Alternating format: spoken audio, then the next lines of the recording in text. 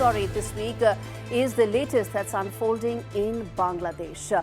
Once the pride of South Asia, Bangladesh may well now be at a point of possibly no return, and that looks like it may be inching closer towards Pakistan. And why do I say that? Well, there are now growing threats of Islamization. Dhaka is also now sinking into political violence. There's sectarian tensions, and there is growing economic instability.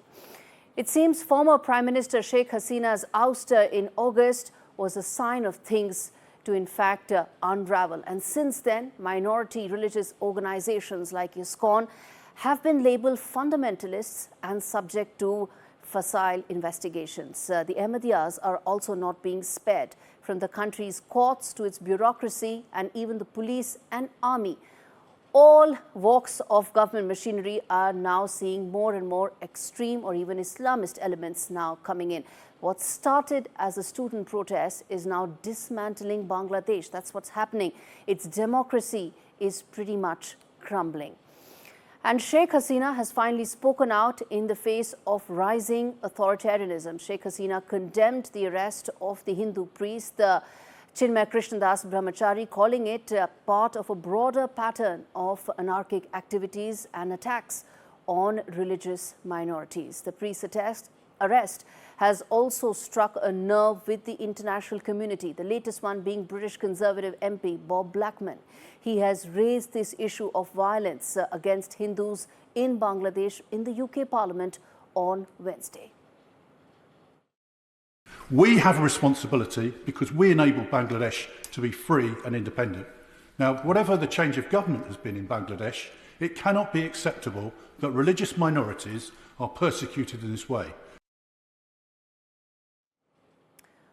Okay, now the political climate is changing rapidly, and with Jamaat-e-Islami, a once banned Islamist party, now issuing statement on the interim government's behalf, the future of Dhaka's secular ideals is now increasingly becoming uncertain.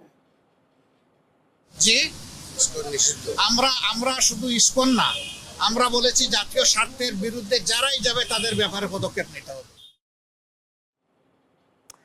Now, even more troubling is the meeting that took place between Mohammad Yunus and the chief prosecutor of the International Criminal Court. Who is that? That's Karim Khan. Well, Karim Khan himself is a controversial figure.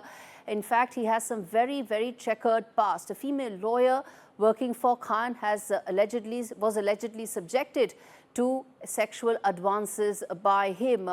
And there's been, in fact, an inquiry that's taking place against him. And after these allegations made global headlines, Khan now finds himself subject of an extreme and a very long inquiry.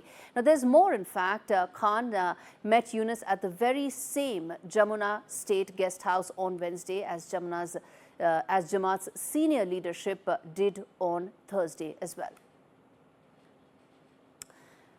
Okay, now this raises some very uncomfortable questions. Does he, in fact, tacitly support the atrocities that are being committed against Bangladesh's minorities? It's not just about the Hindus, it's about the Ahmadiyas, it's about the Christians, it's about the Buddhists. And is he turning a blind eye to the rising tide of extremism that's engulfing Bangladesh? What was once a nation of hope is now facing the harsh reality of economic collapse. Daily goods are now becoming expensive.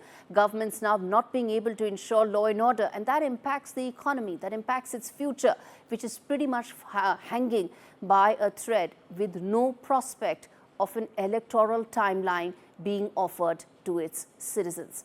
And amidst all the chaos, Mohammad Yunus, once the West's blue-eyed boy, is now facing stark criticism, with President-elect Donald Trump condemning the violence on his campaign trail. The question now is whether Bangladesh can claw its way back from this, from the brink. As the sands of time slip away, the nation's future is now becoming clearer. From progress, it's become peril, and from democracy, it's becoming disaster. The road ahead is uncertain, but one thing is clear: Bangladesh's fight for its soul is far from over.